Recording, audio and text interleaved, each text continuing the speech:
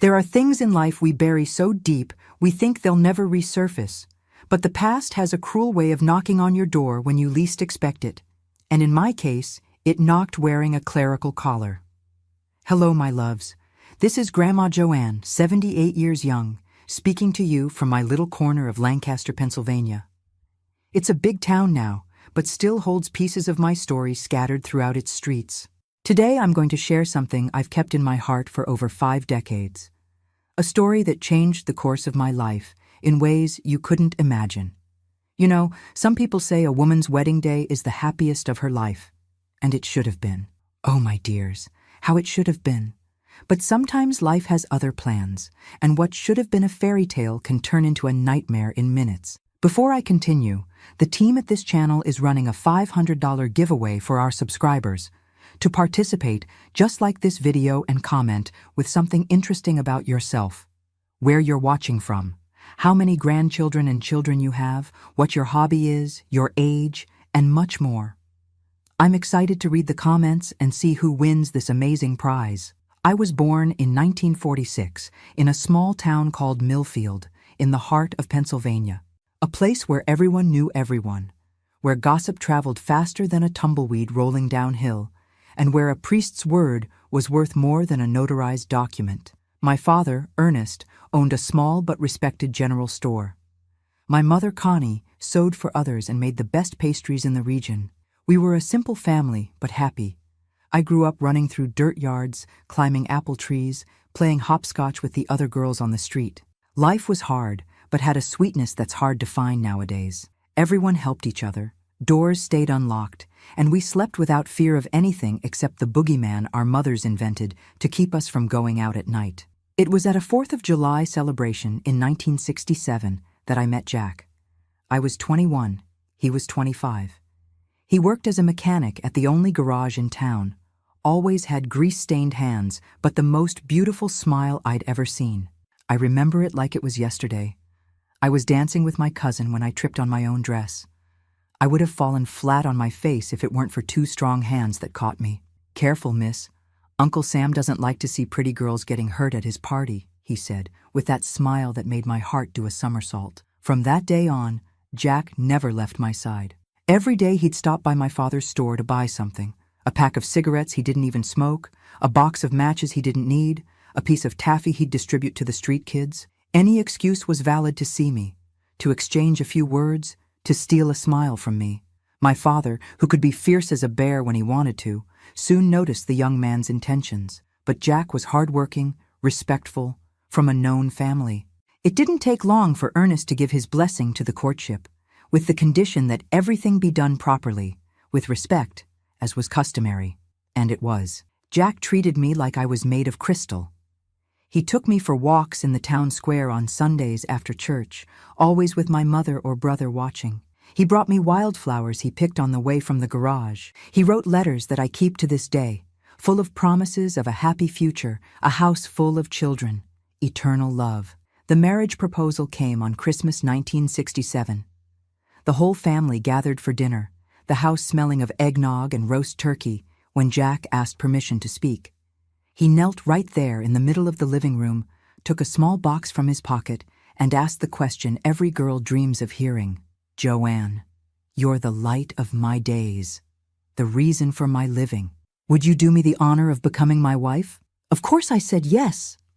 I jumped on his neck, crying and laughing at the same time, while the whole family applauded and my mother already started planning the wedding out loud. We set the date for April 13th, 1968. 6 months to prepare everything. The dress, the party, the house where we would live. Those were the happiest months of my life until then.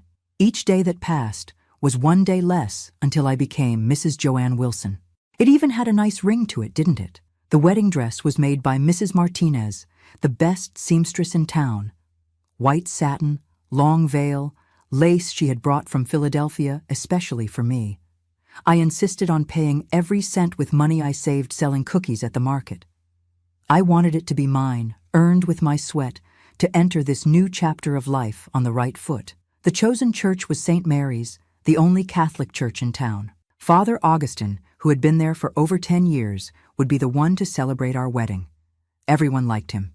He was still young, must have been about 35, always smiling, always willing to help. He visited the sick, taught catechism to children, organized charity events to help needy families. Father Augustine is a saint, my mother would say. God blessed our town with a man like him. How we can be deceived, right, my dears? How we can look at a person and not see the demon living inside them. The week of the wedding, the entire town was in a frenzy. It was the event of the year. Ernest's daughter marrying the best mechanic in the region. The women prepared treats for the party. The men organized the church decoration. The children rehearsed to throw rose petals at our exit. On April 12th, the day before the wedding, I went to church for confession, as was tradition. Every bride had to confess before getting married, to enter matrimony with a clean soul. Father Augustine received me with his usual smile, led me to the confessional. "Nervous, my child?" he asked. "A little, Father, but more anxious than nervous. I can hardly wait to start my life with Jack. It's natural. Marriage is a sacred sacrament, a union blessed by God. I'm sure you'll be very happy." I confessed my silly little sins, a little lie here, gossip there, an impure thought somewhere else. Father Augustine gave me absolution, wished me happiness. I left the church feeling light as a feather, ready to start my new life. If only I had known what awaited me the next day. April 13th, 1968 dawned beautiful. Bright sun, blue sky without a cloud, birds singing as if celebrating with me. I woke up at 5 in the morning, too anxious to keep sleeping. I took a long bath, washed my hair with rose soap my godmother had given me as a gift. At 7, friends arrived to help me get ready. The house turned into a women-only party.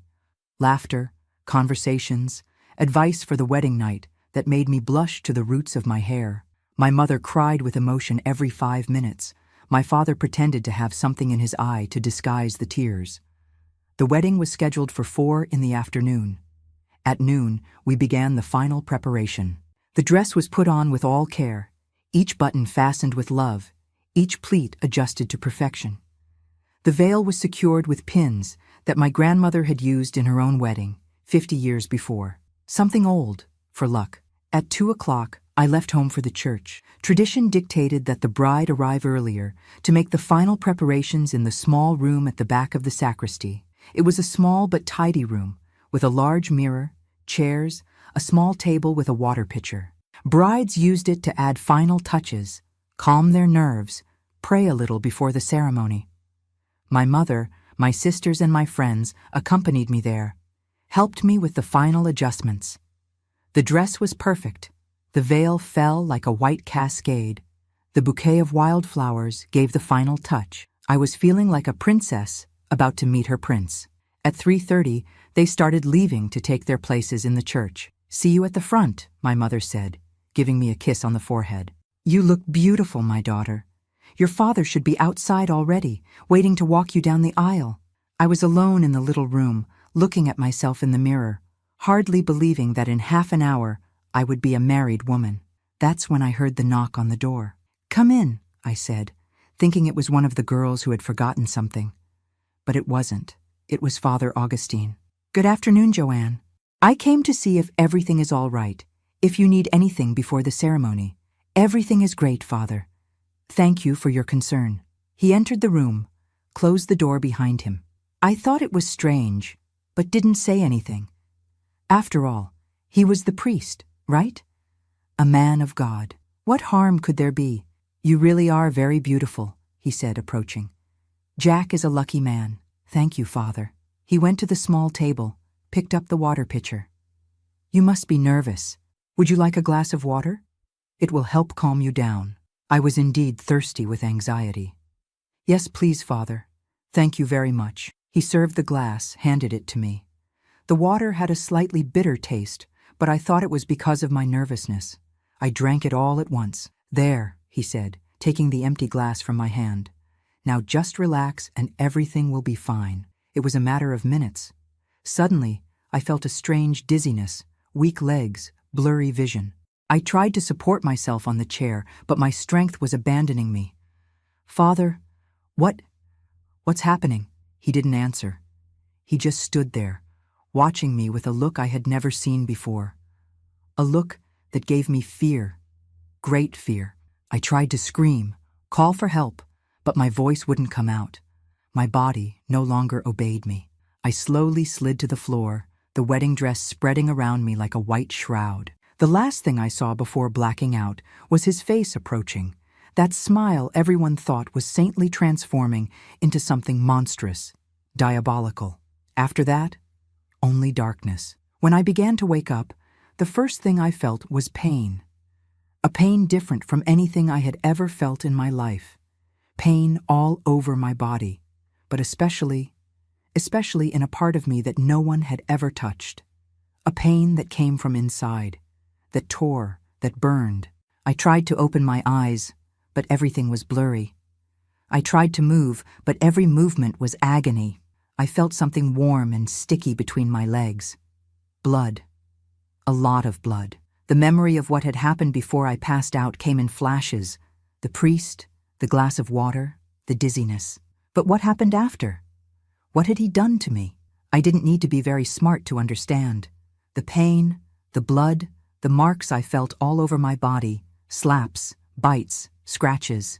My wedding dress torn, thrown carelessly over me. My underwear, no sign of it. I tried to scream, but only a weak moan came out. I tried to get up, but my legs wouldn't obey me.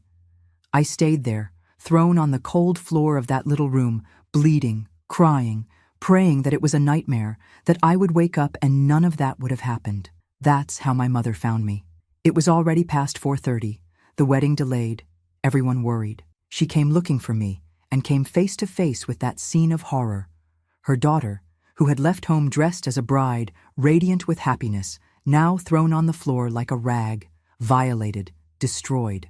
Her scream echoed throughout the entire church, a scream of pain, of despair, of a mother seeing the worst nightmare become reality.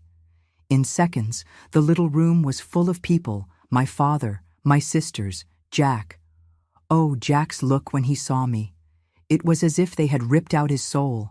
He fell to his knees beside me, trying to cover me with his jacket, hands trembling, eyes full of a mixture of pain, anger, and despair. "Who did this? Who did this to her?" he shouted, looking at everyone, searching for a culprit, an explanation. But I couldn't speak. My tongue was heavy, my thoughts jumbled. The sedative was still taking effect, mixed with the trauma, with the pain, with the shame. I could only cry and curl up, wanting to disappear, wanting to die. They rushed me to the hospital. Dr. Jerome, the only doctor in town, confirmed what everyone already knew, but no one wanted to say out loud. I had been raped, brutally, repeatedly. "There are signs of sedative in her system," he told my father, thinking I wasn't listening. "Someone drugged this girl before doing this." The news spread through town like wildfire. Ernest's daughter, Jack's bride, had been attacked inside the church on her own wedding day. But by whom? Who would have done such a monstrosity? Jack turned into a wounded animal. He went all over town, interrogating everyone, looking for clues, threatening to kill whoever had done that to me. The wedding, of course, was canceled. How could there be a celebration after such a tragedy? I returned to my parents' house, carried, mute, broken inside and out. I locked myself in my room, refused to eat, to speak, to live. What was there to live for? My honor was lost, my body violated, my future destroyed. In a small town like Millfield, a dishonored girl had no more place in the world. But the worst of all was not remembering. No matter how hard I tried, I couldn't see the face of who had done that to me. I remembered the priest giving me water. I remembered passing out. And then just the pain, the blood, the horror. Who had entered that room after I passed out? Who had been the monster who destroyed my life? The investigations led nowhere. The sheriff, a pot-bellied and lazy man, asked a few routine questions and shrugged. "There's no witness, no way to know," he said. Could have been anyone who entered the church. Anyone. As if it were normal for someone to enter a church, find an unconscious bride, and decide to rape her. As if it were something that happened every day. The town was divided between those who pitied me and those who whispered behind my back. Did she provoke it? some murmured. A decent girl doesn't stay alone with a man in a closed room, as if I had chosen to be drugged and raped on my wedding day. Jack remained by my side steadfast, saying he still wanted to marry me, that nothing had changed, but I saw in his eyes that everything had changed. How could he touch me without remembering that another had touched me first, and in the worst possible way? How to build a life on ruins? It was my grandmother, Josephine, who planted the first seed of truth. One afternoon, while combing my hair, she said softly, "Child, do you remember who gave you the water?" "Father Augustine," I replied, not understanding where she was going. "And after you drank the water, what happened?" "I got dizzy, passed out." She was silent for a moment, continuing to comb my hair. Then she whispered, so softly I almost didn't hear, "What if no one entered that room? What if whoever did this was already there?" My blood froze. No, it couldn't be. Father Augustine was a man of God, a saint. Everyone said so. He wouldn't be capable. Would he? My grandmother's words kept hammering in my head day and night. What if whoever did this was already there? But how to accuse a priest? How to even think such a thing? In those days, my dears, a priest was more respected than a doctor, than a sheriff, than a mayor. A priest's word was worth more than an oath in court. I spent weeks locked in my room, eating the minimum to survive, taking sponge baths because I couldn't bear to be naked under the shower. Every time I closed my eyes, I tried to force my memory, tried to see through the sedative fog. But it was like trying to grab smoke. The more I tried, the more it escaped. Jack came to see me every day. He would sit on the porch with my father, drink coffee, ask how I was doing. Sometimes I would peek through the window crack, see him there, downcast, suffering as much as I was. My father tried to convince him to move on, find another girl, rebuild his life. But he would shake his head, stubborn. "Joanne is my fiancée, Mr. Ernest. No matter what happened, she remains the woman of my life." 3 months after that cursed day, I woke up in the middle of the night with a flash of memory, a smell. Incense mixed with sweat. The same smell I felt every time I went to confession, when I was in that tight cubicle of the confessional. The same smell that was in the little room before I passed out. I got out of bed trembling, my heart racing. Could it be? My God in heaven, could my grandmother be right? Could it have been the priest? The next day I gathered courage and told Jack. I called him to talk in the backyard, away from curious ears. When I spoke of my suspicion, I saw his face transform. First disbelief, then understanding, finally a rage so great I thought he would explode. "That son of a bitch," he said through clenched teeth. "That bastard in robes. I'm going to kill him, Joanne. I'm going to tear his soul from his body." "No, Jack, you can't do that. First, we're not sure. Second, you'll go to jail, and then what? What will become of me without you?" He paced back and forth like a caged animal, fists clenched, jaw locked. I had never seen Jack violent, but at that moment, I saw he was capable of killing for me. So what do we do? Leave him loose out there, saying mass, confessing girls, pretending to be a saint? We need to be sure first, and then we'll think. That's when our private investigation began. Jack was smart, had studied through high school, knew how to put the pieces together. He started asking around, discreetly, about the priest. Where was he at the time they found me? Had anyone seen him near the little room? The answers appeared gradually. Mrs. Sophie, who helped clean the church, said she had seen the priest leaving the sacristy in a hurry, shortly before the wedding was supposed to start. The altar boy, a boy of about 12, told that the priest had sent him home early that day, said he didn't need help. But the main piece of the puzzle came from where we least expected. Mary, a girl who had moved to New York, returned to visit her family and heard about what had happened to me. She came looking for me one afternoon, asked to speak in private. "Joanne," she said, looking at the ground, "I need to tell you something. Last year, before I moved, the priest, he tried something with me too." My heart nearly stopped. "What do you mean, tried?" I had gone to confess. He started asking strange questions about my intimate life, if I had a boyfriend, if I had already, I thought it was strange, but I answered. Then he left the confessional, came to my side, started running his hand through my hair, saying I was too beautiful to be alone. Tears ran down her face as she told the story. I got scared, stood up to leave, but he grabbed me. He tried to kiss me, ran his hand over me. I managed to push him away and run, but I was so afraid, so ashamed. Who would I tell? Who would believe me? At that moment, I was certain. It wasn't the first time Father Augustine had done something like this, and if he had done it with Mary, tried with me, how many others might have suffered in silence? Jack became even more furious when I told him about Mary.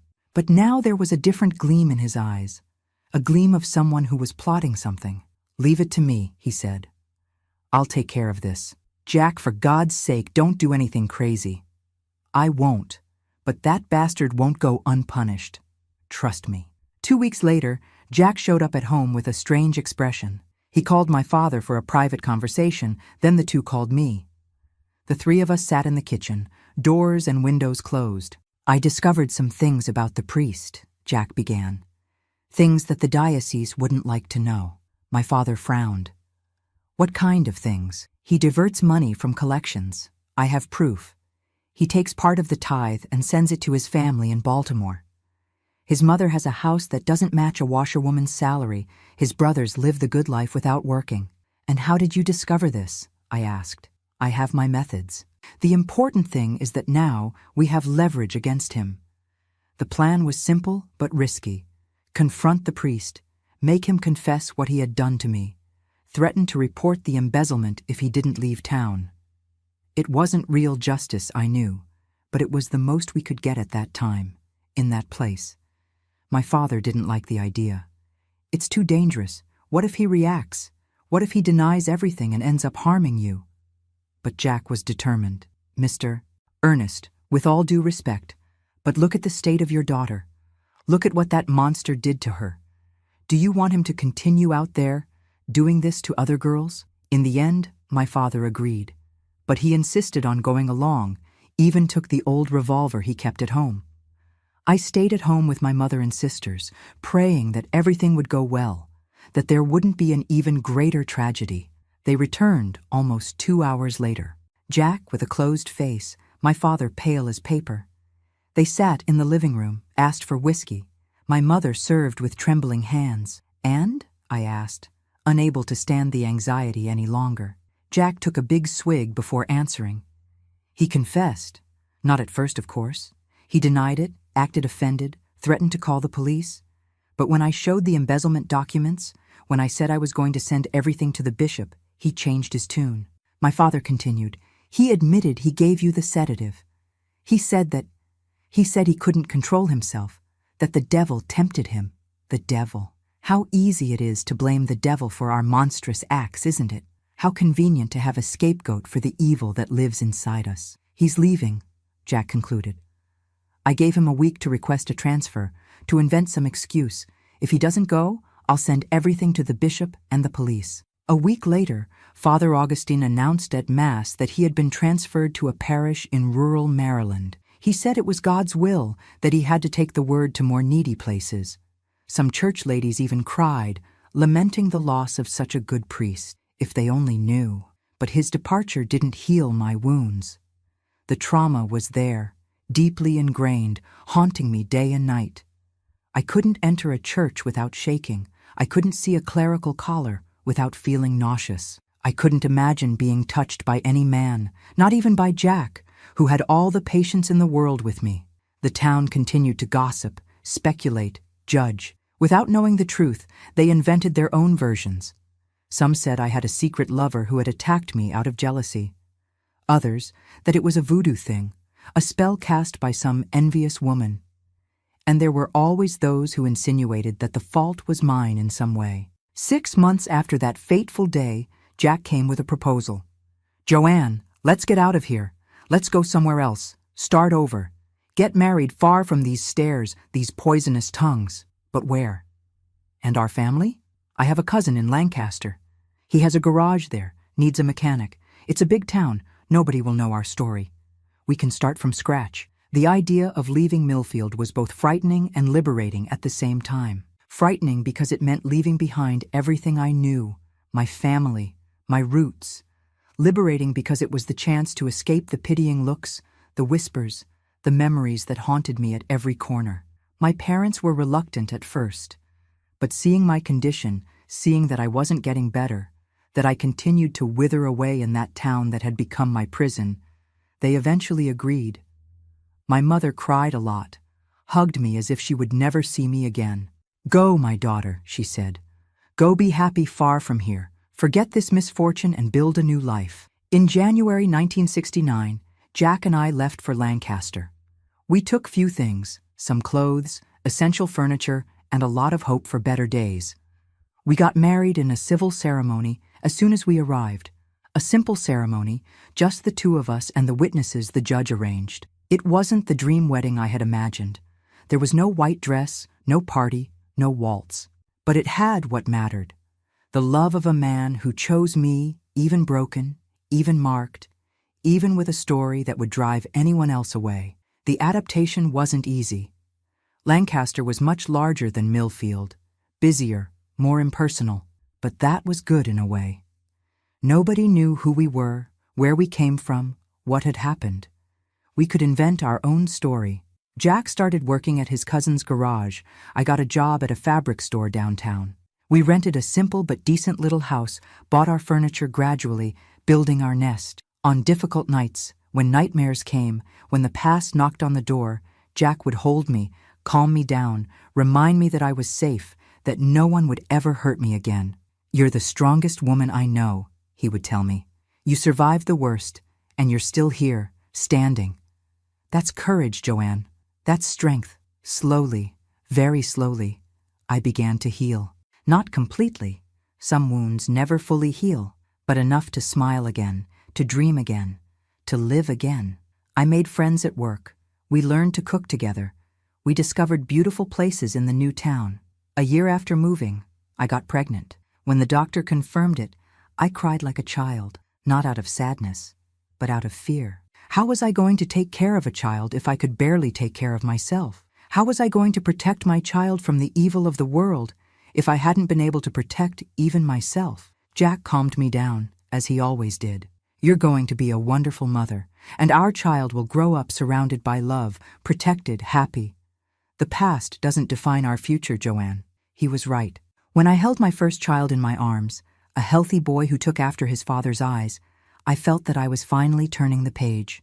The past was still there, would always be. But it no longer needed to command my life. We had 2 more children after that, 2 beautiful girls who now give me wonderful grandchildren. I raised them all with love, with care, with the certainty that they would never go through what I went through. I taught my daughters to be strong, not to blindly trust anyone, to know their rights. Years later, with the children grown, I received a letter from Millfield. It was from Mary, the one who had told me about the priest. She was writing to say that Father Augustine had died. Massive heart attack during a mass in Maryland. Fell face down on the altar in front of everyone. "They say in recent years he drank a lot," she wrote. "He lived tormented, talking to himself, asking forgiveness from ghosts. I think his conscience weighed on him in the end." I closed the letter, threw it in the trash. I felt neither joy nor sadness at the news, just emptiness, a feeling of a chapter finally closed. Divine justice? Coincidence? I don't know. I just know that the monster who destroyed me on an April afternoon ended up destroyed by his own demons. Today, at 78, I look back and see a life that was rebuilt from the ashes. It wasn't easy. It wasn't without pain. It wasn't without scars. But it was my life, conquered with struggle, with courage, with the love of a man who saw beyond my traumas. Jack passed away 5 years ago, victim of a damned cancer that took him in 6 months. Before dying, he held my hand and said, "Thank you for choosing me, Joanne. Thank you for giving me the chance to love you. I'm the one who should thank you, my love, for staying, for fighting with me, for showing me that not all men are monsters, that true love exists and heals even the deepest wounds. The silence that for so long screamed inside me is now filled with grandchildren's laughter, with stories of overcoming, with the certainty that I survived and won." The priest thought he had destroyed me that afternoon. Little did he know he was creating a warrior. Life in Lancaster followed its course. My children grew up healthy. Jack prospered at the garage. It seemed we had finally left the past behind. But you know how it is, right? The past has a stubborn way of returning when we least expect it. It was in 1978, almost 10 years after that cursed day, that the pieces of the puzzle began to come together in a way I could never have imagined. My oldest son, Ernest, I named him in honor of my father, was 8 years old and needed to make his first communion. I was terrified of entering a church, as you can imagine. But for my children, I would face anything.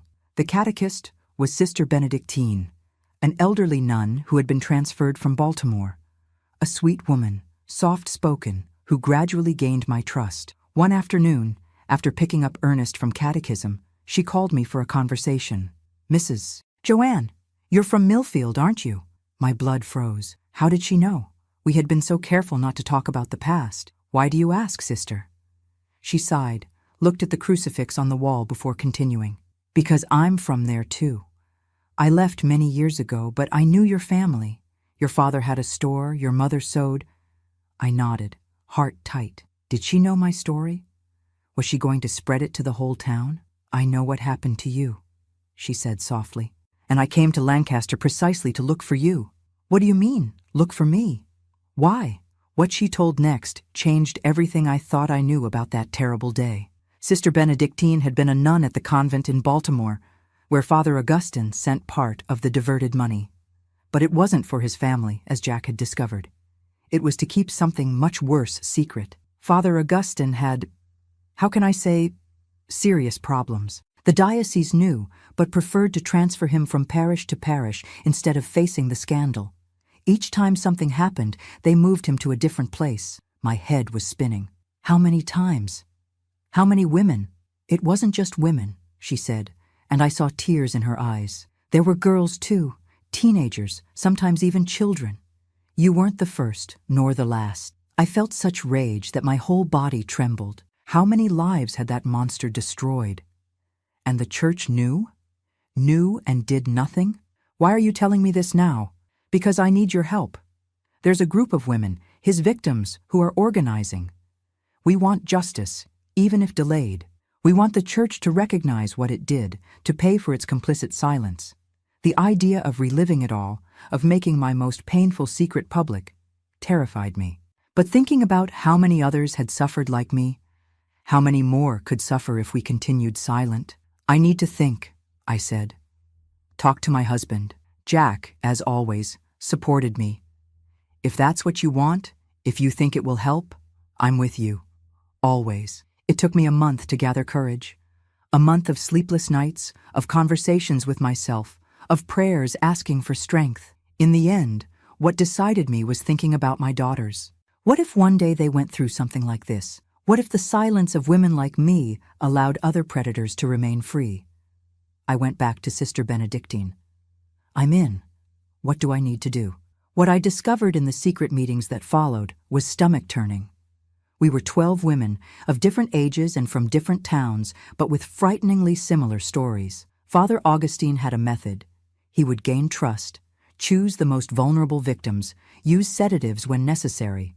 Mary Grace from Harrisburg had been attacked at 15 during a confession. Connie from Elizabethtown was drugged during spiritual counseling. Each account was a punch to the stomach, a confirmation that evil had worn a collar for years, protected by silence and connivance. "We need concrete evidence," said Sister Benedictine at one of the meetings.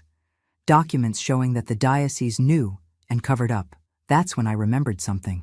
In the investigations Jack had done, he mentioned finding some strange papers, some letters. At the time, we focused on the embezzlement, but could there have been something more? I went home determined to go through our keepsakes. Jack kept everything, was organized like no one else. At the bottom of a shoebox, I found it. 3 letters written by Father Augustine to the bishop, confessing weaknesses of the flesh and requesting transfers. The dates matched the accounts of some of the women. "This is gold," said Sister Benedictine when I showed her.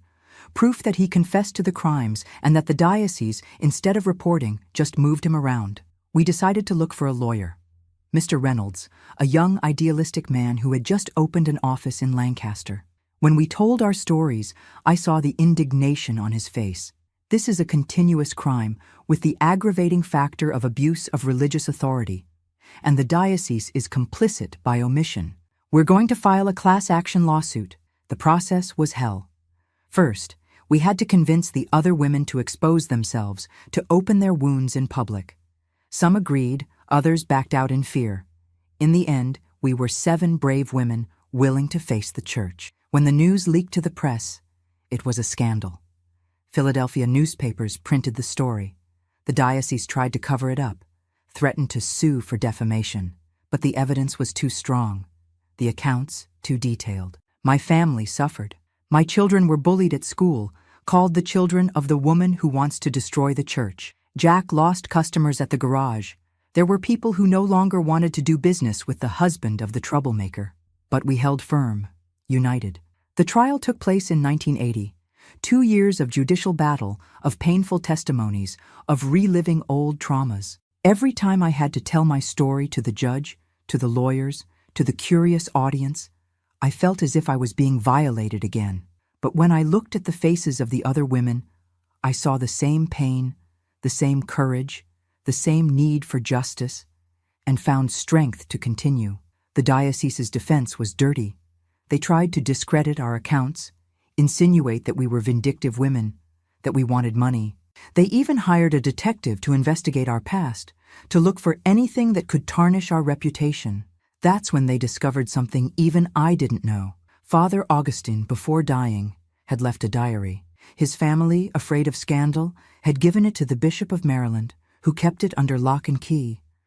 But someone inside, touched by our struggle, leaked the contents. It was worse than we imagined. Pages and pages of sick confessions, detailed descriptions of the abuses, a list with names of victims, 47 in total, over 15 years of priesthood. My name was there, with the date, April 13th, 1968. "Today I sinned again," he wrote. "The bride was too pure, too beautiful. The devil tempted me and I gave in. May God forgive me, but it was worth it. Worth it. As if destroying my life had been a momentary pleasure that justified everything."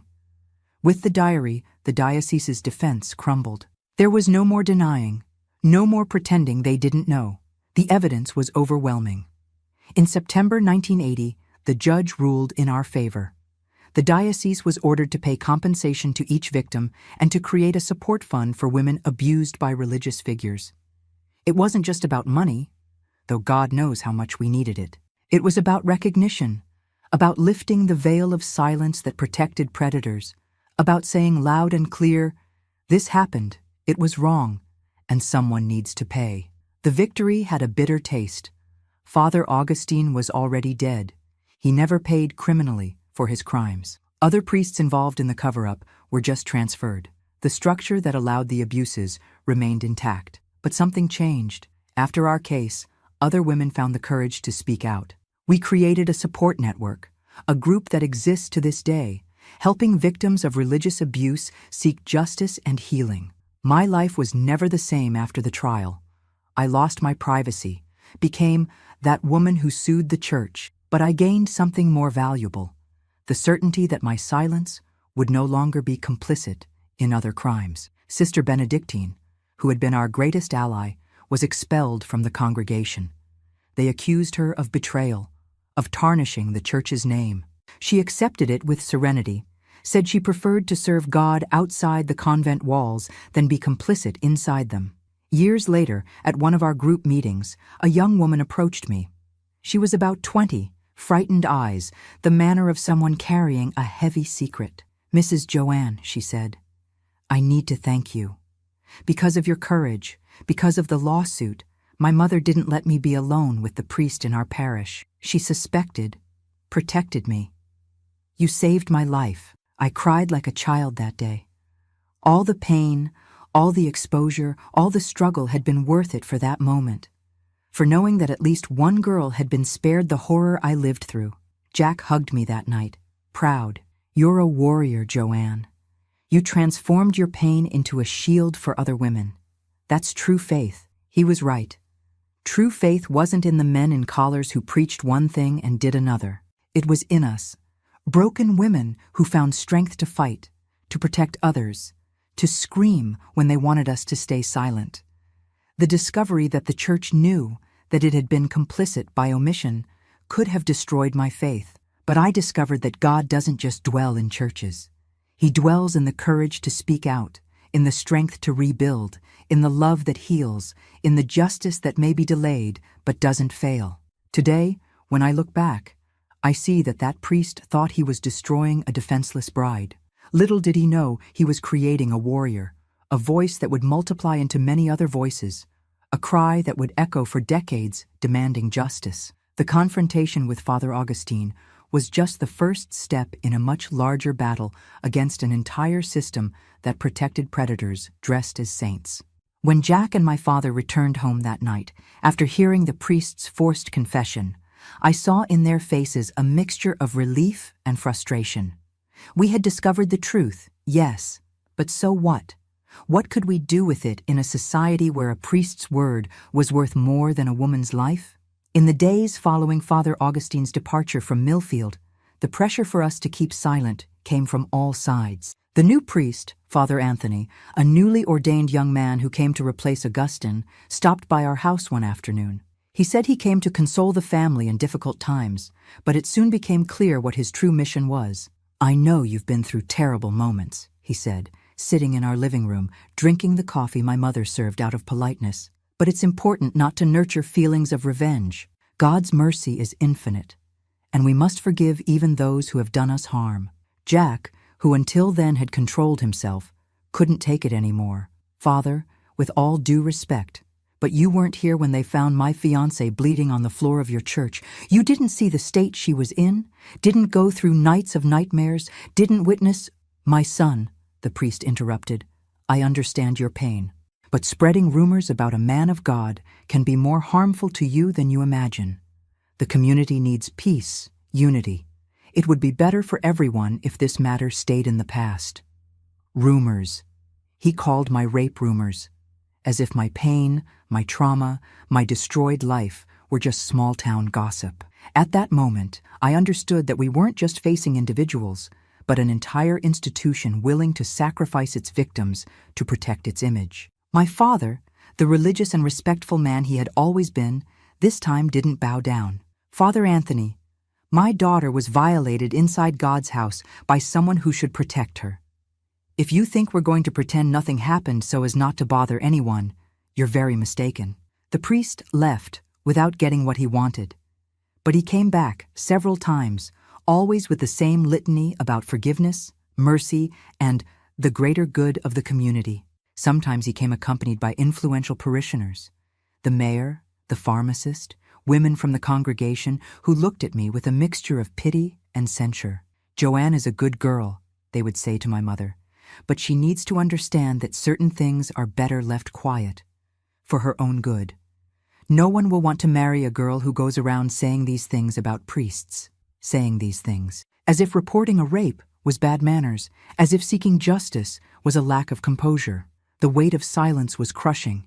It came from all sides, suffocated more than the trauma itself. Jack, my dear Jack, was being eaten up inside. He saw the love of his life destroyed, had discovered who was responsible, but couldn't do anything.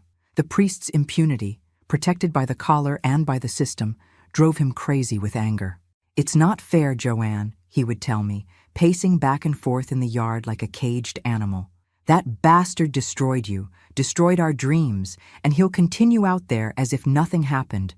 He'll celebrate masses, give spiritual advice, maybe do this to other girls." It was this last possibility that tormented me the most. What if my silence cost another young woman's life?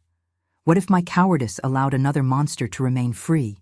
But at the same time, what choice did I have? Formally reporting it would mean reliving everything again, exposing my intimacy to disbelieving sheriffs, facing church lawyers who would do everything to destroy me. "What if we left?" Jack suggested one night, after another unwanted visit from the priest and his followers. "We don't need to stay here, enduring this pressure. We can start over somewhere else, where nobody knows our story." The idea was both tempting and terrifying at the same time. Tempting because it represented freedom, the chance to escape the looks of pity and judgment. Terrifying because it meant leaving behind my whole life, my family, my roots. But it's like running away, I argued. It's like giving reason to those who say the fault is mine. It's not running away, love. It's strategy. It's choosing our battles. Here, we both know we don't have a chance. The church is too strong, has too much power. Somewhere else, we can build our life without carrying this weight. We talked for weeks about the possibility. My family was divided. My father wanted us to stay, to face the situation with our heads held high. We didn't do anything wrong, he would say. Why do we have to leave like criminals? My mother, more practical, saw things differently. Here she'll never have peace. Everyone will always remember, always whisper. Somewhere else, she can just be Joanne, not Joanne who was attacked in the church. My sisters were also being affected. At school, the other children repeated what they heard from their parents. Your sister is the one who... And the malicious comments would follow. They would come home crying, asking why people were so cruel. The social pressure increased as the days passed. The town was divided between those who discreetly supported us and those who preferred to believe that it was all invention or exaggeration. The most fervent church ladies were the worst. They spread rumors that I had provoked the poor priest, that I was making up stories to get attention. A decent girl doesn't stay alone with a man in a closed place, they would whisper at the market. If something happened, she must have given reason. Jack couldn't stand hearing these things. More than once, he almost got into a fight because of malicious comments. On one occasion, the son-in-law of one of the church ladies said at the garage that a woman who respects herself doesn't go around inventing stories about priests. Jack dropped his wrench and went after the man. He would have broken his face if other mechanics hadn't held him back. You don't know anything, he shouted beside himself. You didn't see the state she was in. You don't know what that monster did. And you're there, repeating poison, destroying someone who's already destroyed. The episode went around the whole town. Joanne's fiancé is going crazy, they commented. This whole story is hurting him too. As if the madness was ours for not silently accepting injustice. The last straw was when Father Anthony decided to give a sermon on slander and defamation at a Sunday Mass. He didn't mention names, of course, but everyone understood who he was referring to. There are among us, he said from the pulpit, people who insist on spreading lies about men of God, who prefer to feed hatred rather than seek reconciliation, who choose revenge instead of forgiveness. My mother, who was at Mass, stood up and left in the middle of the sermon. Other people followed her. Few, but enough to cause a stir. When she got home, she was shaking with anger. He's calling you a liar in front of everyone, she said. This can't continue like this. That's when we made the final decision. There was no point in staying, no point in fighting against a system that was determined to crush us. We would leave, but not as fugitives. We would go with our heads held high to build a new life where our truth could exist without being questioned at every moment. Organizing the move was more complicated than we imagined. First, Jack had to get work elsewhere. His cousin in Lancaster, Joseph, confirmed there was a position at the garage, but the salary would be lower at first. We would have to start from scratch, in every sense. Selling our things was painful. The furniture we had bought for the house where we were going to live after the wedding, the memories of a life that was brutally interrupted. Everything had to go for low prices. Those who buy furniture from people who are running away know they can haggle as much as they want. My father helped us financially, even though he didn't fully agree with the decision. It's money from selling the store, he said, handing me an envelope, for you to get established there. But promise you won't forget about us. As if it were possible to forget? As if leaving Millfield meant ceasing to love my family, my land, my roots? It wasn't that. It was just choosing between sinking or swimming, between dying slowly or seeking a chance to be reborn. We decided to get married in a civil ceremony before leaving. It wouldn't be the wedding of our dreams, that had been destroyed forever on that April afternoon. But it would be ours, true, free from pressure and malicious looks. The ceremony was at the courthouse on a December morning in 1968. Just our parents as witnesses, no party, no celebration. I wore a simple blue dress my mother had made, Jack his Sunday suit. When the judge asked if we accepted each other as husband and wife, we looked into each other's eyes and said yes, with a conviction that came from the depths of our souls. It wasn't the happy ending of the fairy tale I had dreamed of. It was the real beginning of a life we would have to build with our own hands, away from the spotlight, away from judgments, away from everything we knew. Now it's us against the world, Jack said, holding my hand as we left the courthouse. And we're going to win. I wanted to believe. I needed to believe. The bus that took us to Lancaster in January 1969 carried more than 2 people and some luggage. It carried hopes, fears, broken dreams, and the determination to rebuild a life that had been shattered. During the 6-hour journey, I stayed glued to the window, watching the Pennsylvania countryside change, the small towns giving way to a metropolis that seemed gigantic to me. Lancaster was everything Millfield wasn't. Big, busy, impersonal. The streets bustled with people, cars, commerce. No one stopped to observe us. No one whispered when we passed. For the first time in months, I was able to walk on the street without feeling gazes weighing on my back. Joseph, Jack's cousin, received us with genuine affection. He was a simple man, 10 years older than my husband, who had built a prosperous garage in the East End neighborhood. "Here you can start over," he said, showing us the little house he had rented for us. "No one needs to know where you came from or why you came. What matters is what you'll do from now on." The house was small but decent. 2 bedrooms, a living room, kitchen, and bathroom. Whitewashed walls, concrete floor, a backyard where I planted herbs and flowers. It wasn't the home we had dreamed of, but it was ours. Clean of bad memories, free from ghosts of the past. The first months were the hardest. Jack worked from dawn to dusk at the garage, learning his cousin's ways, gaining customers' trust. I got a job at a fabric store downtown, selling yards of cotton and chatting with housewives about sewing and embroidery. It was liberating to be able to talk to people who knew nothing about me. To them, I was simply Joanne, the new girl who had come from the countryside to work in the city. I told them I was married, that my husband was a mechanic, that we were starting our lives. Simple truths, without weight, without hidden meanings. On difficult nights, and they still came, with nightmares and memories that assaulted me without warning, Jack would hold me, calm me down, remind me of where we were and why we were there. "That's behind us," he would whisper in my ear. "This is our future. Here, no one can judge us or hurt us." Gradually, we integrated into the new community. We met the neighbors, made friends at work, discovered the best places to shop. Lancaster welcomed us with the generosity of big cities, which have space for all kinds of stories without asking too many questions. In November 1969, almost 2 years after that terrible day, I discovered I was pregnant. The news caught me by surprise, not because we weren't expecting it, but because I had stopped believing my body could generate life after so much violence. When I told Jack, I saw tears in his eyes, not of sadness, but of pure, uncontained joy. "Everything will be all right," he said, hugging me carefully as if I were made of crystal.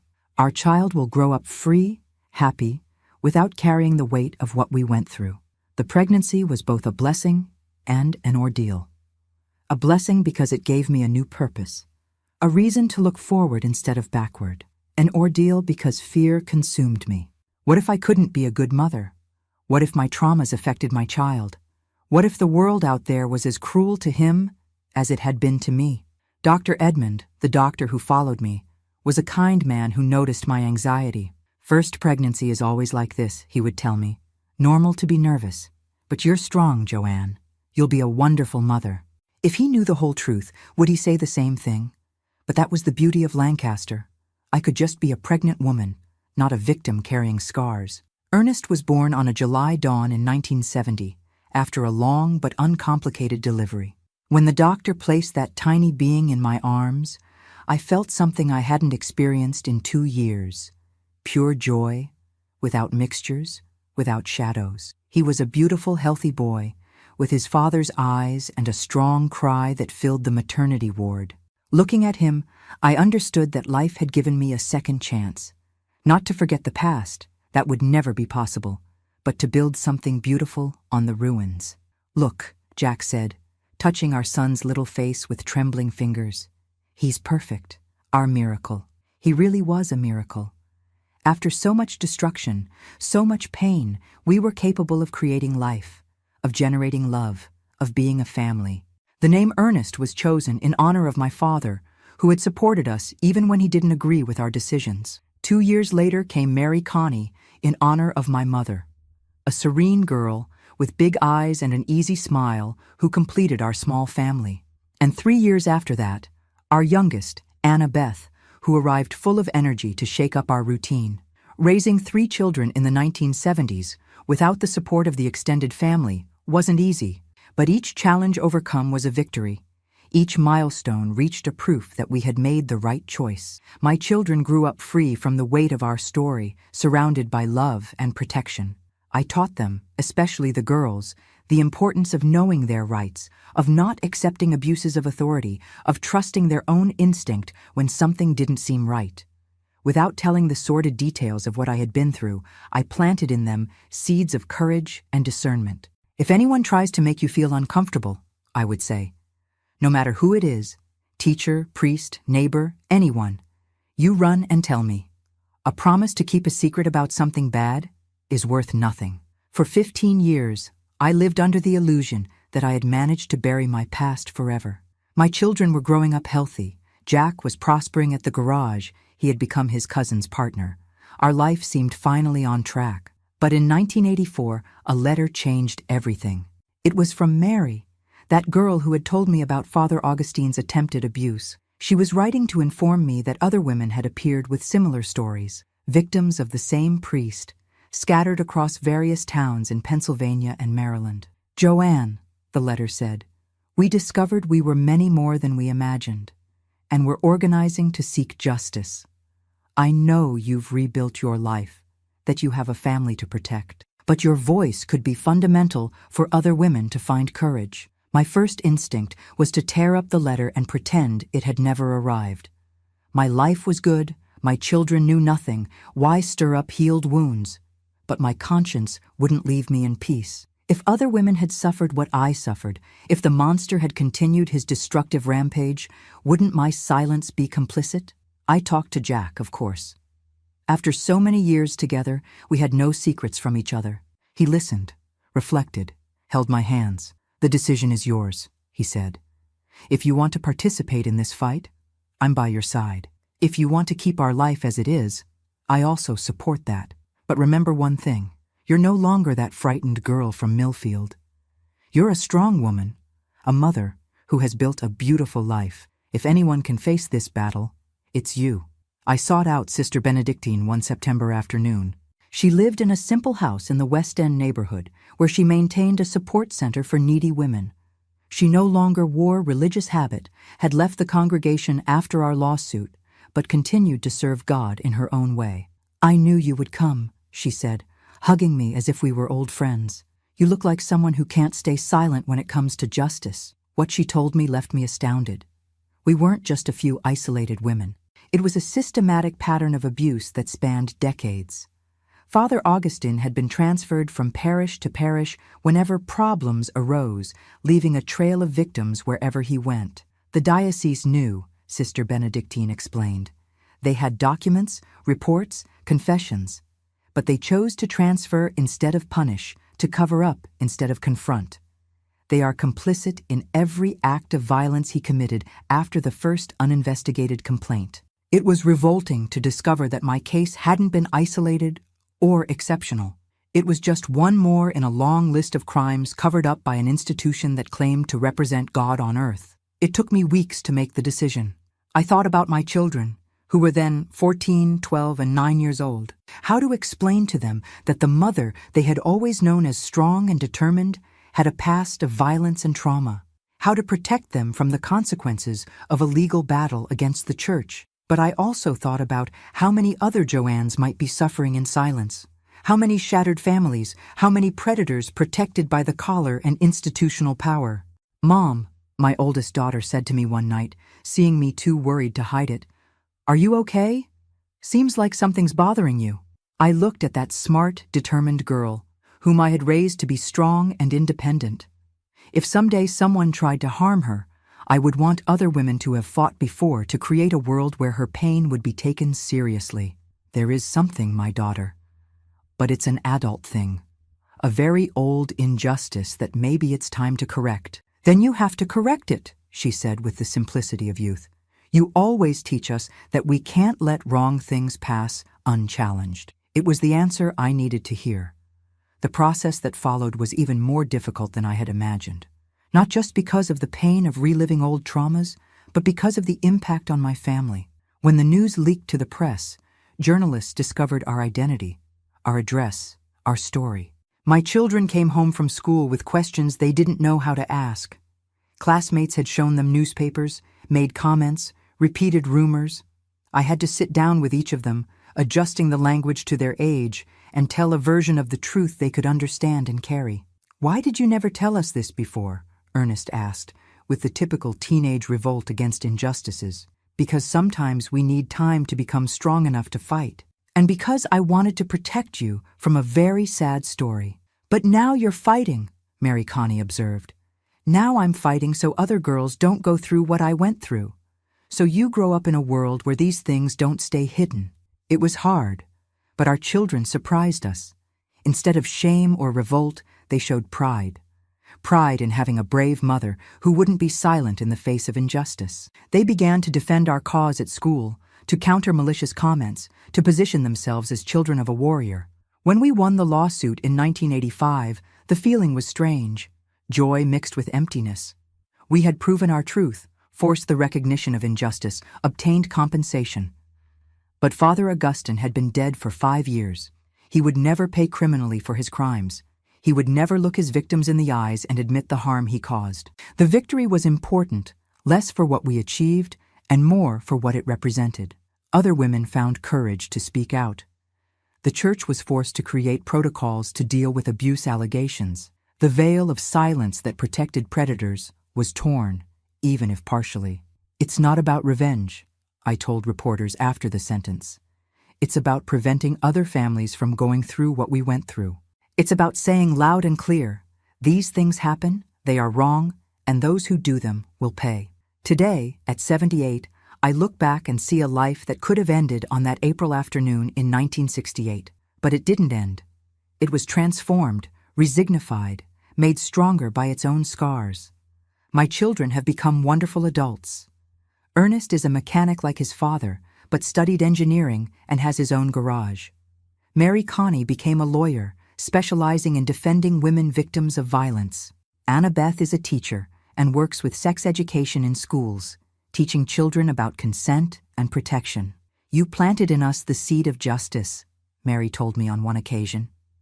"Each case I take, each woman I help find courage to speak out, is a continuation of your fight." I have 8 grandchildren now who are growing up in a world different from the one I knew.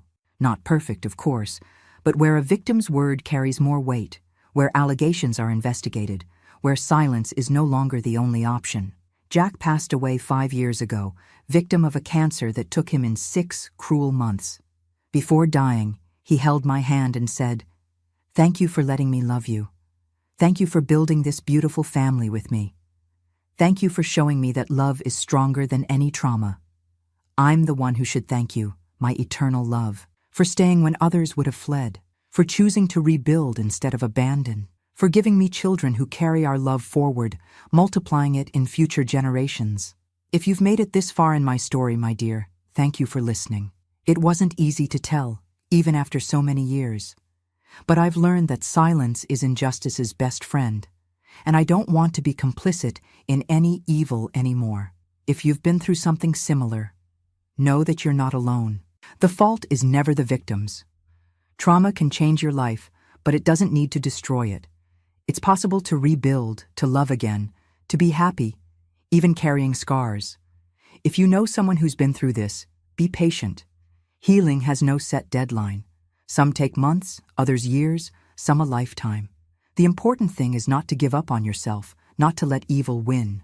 And if you're in a position of power, be it parent, teacher, religious leader, anything, remember, with power comes responsibility. Use it to protect, not to oppress, to liberate, not to imprison, to heal, not to hurt. The world still has much evil, much suffering, much injustice. But it also has people like Jack, like Sister Benedictine, like my children, like each of the brave women who joined me in the fight. It has love, hope, possibility for change. I survived the worst day of my life and built decades of good days on the ruins. If I could do it, you can too. Don't give up. The world needs your light, your strength, your story, and always remember, you are stronger than you imagine, braver than you believe, more loved than you suspect. Your life has value, your voice has power, your existence makes a difference. That priest thought he was destroying a defenseless bride on an April afternoon. Little did he know he was forging a warrior who would inspire other warriors, in a chain of courage that has already lasted more than 5 decades and will last much longer. From the ashes of my destroyed dream, a real, true, powerful life was born. And that, my dears, that no one can take from me.